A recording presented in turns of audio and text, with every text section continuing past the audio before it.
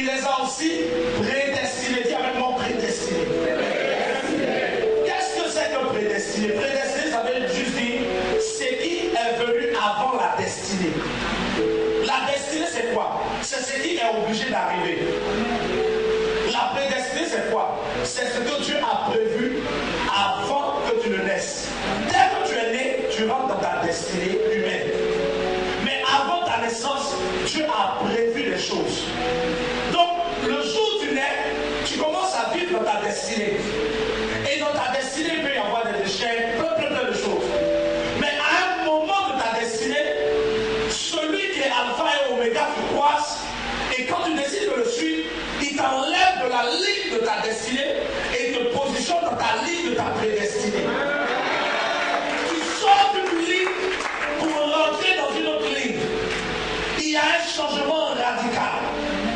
Si dans ta destinée, tout le monde meurt à 50 ans, à tes 49 ans, si tu crois en Jésus, tu sors de la ligne de la destinée qui devait finir dans 1 an pour rentrer dans ta prédestinée qui t'envoie d'âge en âge. Il y a la destinée et il y a la prédestinée. Ce que Dieu a connu d'avance, il a déjà réservé une autre ligne dans laquelle ils sont censés rentrer. Et pour que tu rentres dans cette ligne, il y a 3 grandes étapes que Dieu met. Il y a l'étape de la parole, il y a l'étape de la foi, il y a l'étape de l'expérimentation. Au moment où tu es dans ta destinée, il y a des paroles que tu vas entendre. On te parlera de Jésus, on te dira des choses. Et les paroles que tu entends doivent produire en toi la foi. Si les paroles que tu entends, tu les saisis en te disant c'est pour moi. Au moment où tu les saisis, la foi que tu as déclenche un type d'onction qui vient de saisir et t'enlève de ta destinée pour t'introduire dans ta prédestinée. Ta prédestinée a été mentionnée comme un appel, c'est-à-dire quelque chose dans lequel Dieu a déjà dit avant que tu ne naisses que tu dois rentrer. Et nous sommes actuellement dans le mois de novembre. Si un message sort du trône de Dieu, c'est que Dieu en a réservé la puissance pour l'accomplir. Si ce matin Dieu parle d'appel et d'entrer dans la prédestinée, c'est que ce matin les anges ont reçu une mission d'introduire quelqu'un quelque part ici.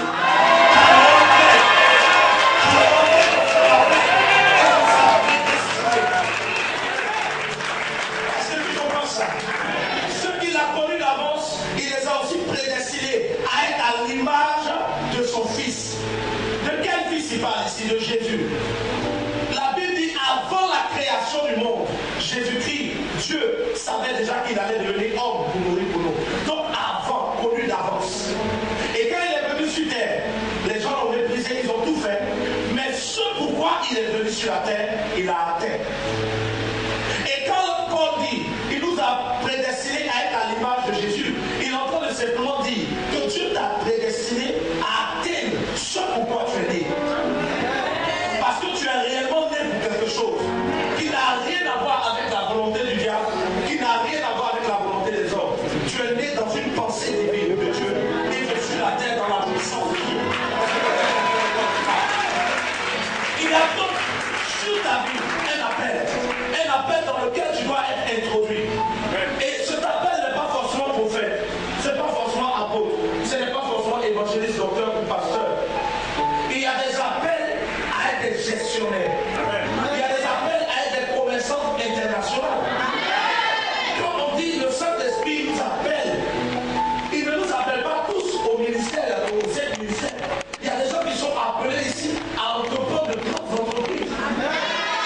C'est la vérité. De la même manière que moi j'ai été appelé à être prophète et que je manifeste une dimension qui est attachée réellement à la puissance de Dieu.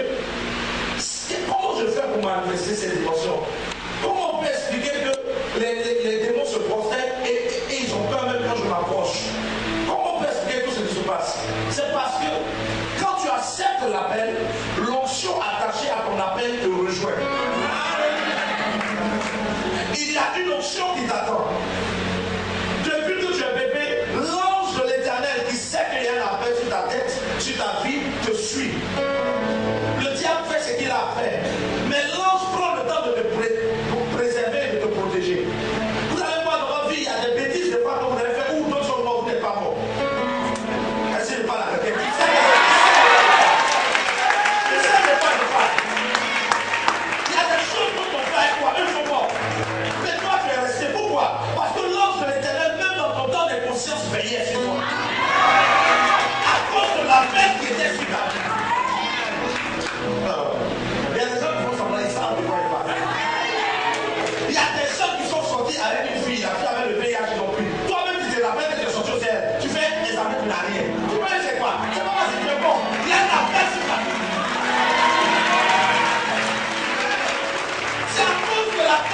ta vie que l'ange de l'Éternel t'a suivi.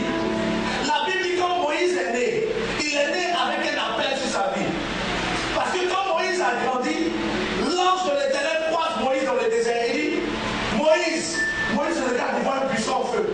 Il s'approche, on dit ne t'approche pas trop. Je t'ai choisi pour aller délivrer mon peuple qui est esclave en Égypte. Or, le jour où Moïse est né là, on tuait tous les premiers garçons. Tous les garçons étaient tués en Égypte.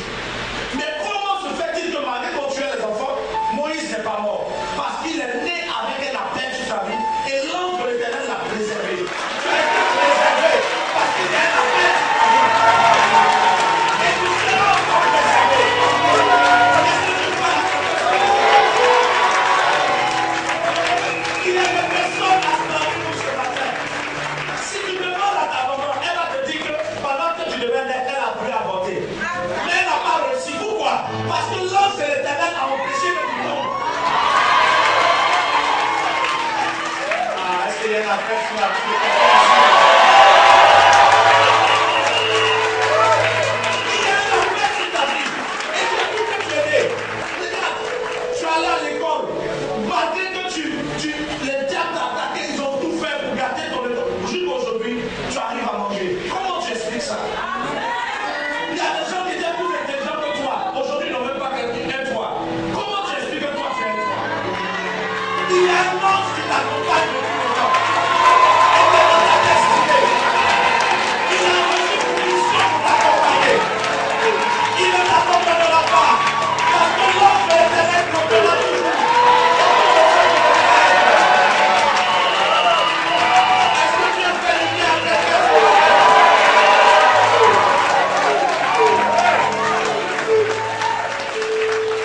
Lorsqu'il y a un appel sur ta vie, les circonstances de ta vie activent la main de Dieu.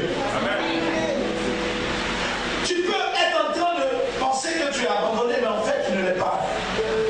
David est né avec un appel sur sa vie à devenir roi. Mais pourtant pendant sa vie, il était berger. Jusqu'à ce que l'onction vienne le trouver. Quand l'onction de Samuel a été versée sur la tête de David, il s'est écoulé plusieurs années, plus de 10 ans, avant que David devienne roi. Pourquoi le temps a duré comme ça? L'onction était descendue sur lui. Il avait accepté son appel. Comme toi, je sais que ce matin, tu acceptes déjà ton appel. Mais après que David ait accepté son appel à être roi, il s'est écoulé plus de 10 ans avant qu'il y ait l'accomplissement, c'est-à-dire l'oméga, la fin ou la finalisation. Pourquoi?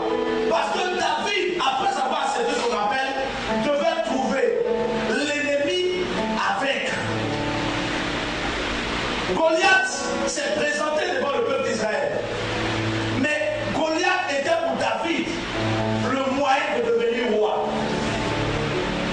Il y a des situations dans ta vie lorsqu'il y a un appel et que tu acceptes l'appel qui arrive juste pour voir si toi-même tu es prêt à rentrer dans ton élévation. Quand Dieu te parle d'appel comme ça, les situations qui viennent, tu les regardes pour voir comment tu les saisis. Une situation qui arrive dans la vie de quelqu'un qui a un appel peut faire deux choses.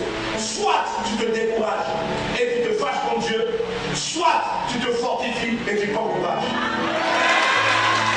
Et la Bible dit que Enoch du nom de Josué avait accepté l'appel après Moïse. Et pendant qu'il a accepté l'appel, il a reçu l'onction. Après qu'il a reçu l'onction, ils arrivent dans un lieu. Dès qu'ils arrivent, Jéricho, avec les grands murs. Et l'ange de l'Éternel vient lui dire, fortifie-toi et prends courage. Que le livre de la loi ne se loigne point de ta bouche. Médite le jour et nuit, car c'est alors que tu réussiras dans tes entreprises. Au moment où dans ta vie, tu as un appel et que tu es prêt, tu veux y rentrer, il y aura une épreuve qui arrive. Quand l'épreuve arrive, fortifie-toi et prends courage.